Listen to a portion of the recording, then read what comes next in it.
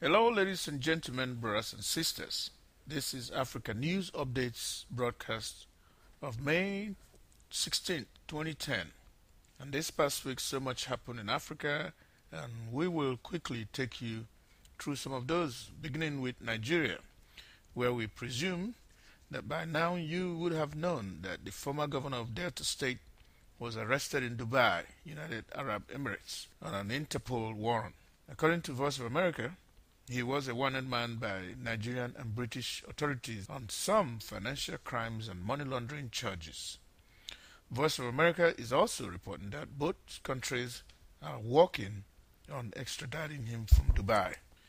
Continuing on Nigeria and through the Nigerian Vanguard, we understand that tension is building up on the streets and government quarters in Kaduna State following the nomination of that state's governor as the vice president nominee by President Dr. Goodluck Jonathan. The problem, according to Nigerian Vanguard, is the resistance by some elements in the Muslim community of Kaduna State who are opposed to the Deputy Governor, Mr. Patrick Ibrahim Yokowa, a Christian, taking over the seat as the governor. As of today, May 16th, the Nigerian Vanguard is reporting that the police is heavily patrolling the streets of Kaduna to ensure law and order. While these and many more are happening in Nigeria, ladies and gentlemen, the World Bank and China were busy making deals and signing agreements. This day newspaper ran this headline on May 12th.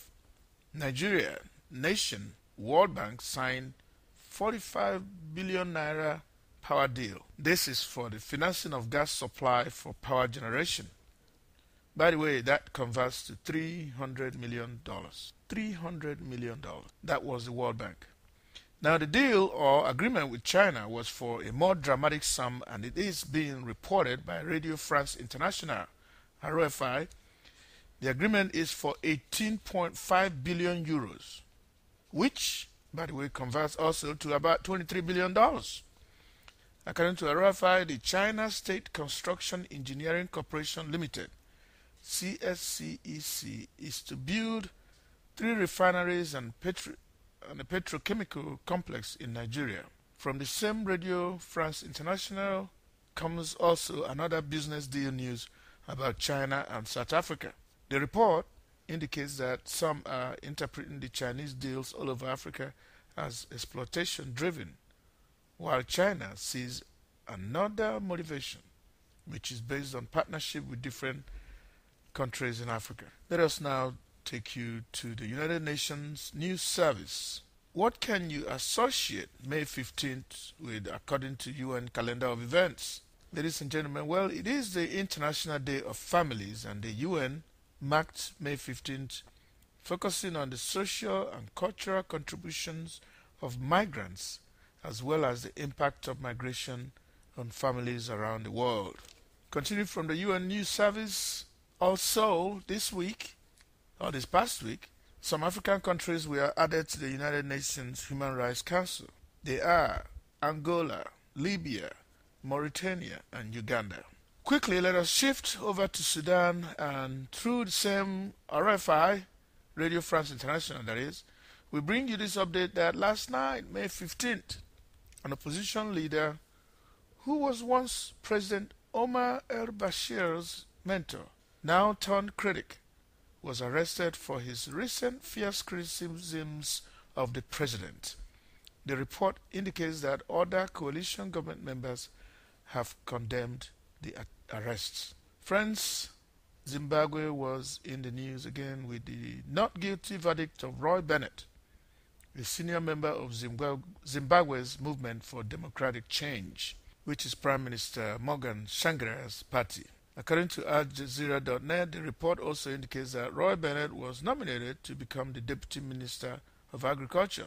This story, though, has another dimension because published reports from the Zimbabwe Standard, courtesy of allafrica.com, indicates that the acquittal will be appealed by the Zimbabwean government, and that has angered Movement for Democratic Change. And that party has instructed the Prime Minister Morgan Tsvangira to talk tough to President Mugabe and his group President Mugabe's party, the ZANU-PF, and Prime Minister Shangara's MDC are both in a coalition government. In our short time together, ladies and gentlemen, we cannot cover all the important news items about the African continent, but we invite you to stay engaged and also to visit our website www.africannewsupdates.net for more in-depth articles. But before we go, we wish to bring a few more news items and quickly take you to Ethiopia through Nazareth.com, which reminds everyone that there will be elections in Ethiopia on Sunday, May 25, 2010.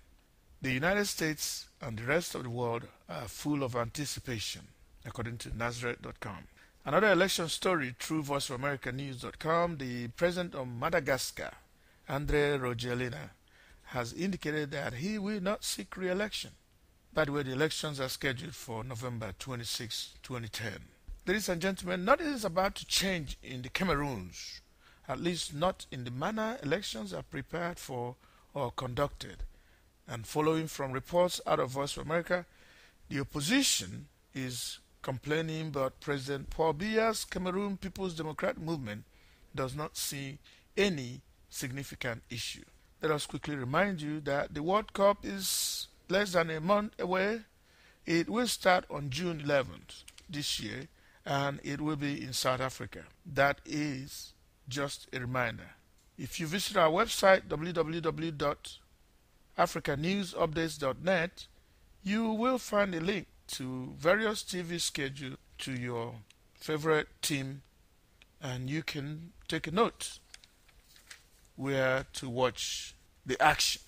This is where we conclude today's broadcast. Until we meet again, so long, one and all.